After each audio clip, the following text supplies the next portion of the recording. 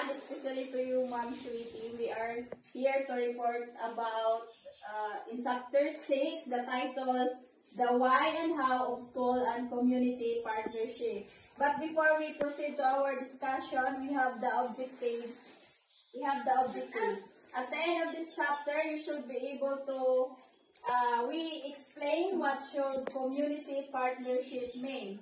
And then we also explain the legal and sociological basis of school and community partnership. And we gave also some example of school community partnership.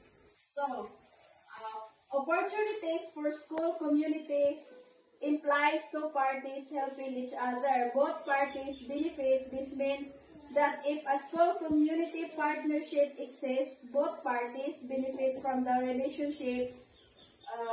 There's a here example where Amolo will explain about what can the community do for schools.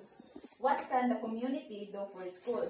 Number one is Brigada Escuela. This program engages all education stakeholders to contribute their time, effort, and resources in ensuring that public school facilities are set in time for the forthcoming school opening. So, example sa Brigada Escuela is kanang if pagsugod sa eskwela karon kasagaran na gid karon kinahanglan ang mga parents nga mo kuha na gid sila Brigada Escuela for ilahang students ma-enroll. So, ang number one gid mo kuha sa Brigada Escuela is ang mga 4Ps kay 4Ps is isuportahan man sila sa gobyerno. So, dapat dapat sila yung first mo brigada sa kay if dili sila ka brigada ilahang 4Ps is ma-cut man sa din.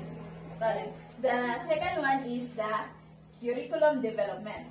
This can mean use of community resources for learning, museum elders of the community as key informants in research, or resources person in the study of local history. Example aning curriculum development is katong mga karaan nga na build pa sa unang panahon nga hinahanglan sa mga kabatan-unan karon makabalik gid sila og kanang mga pila na ni siya katuig tas pila na kisanay na nagkama mo jud ni siya ang kuan. Example gid na ang kuan kanang mga history diri sa tibuok Pilipinas.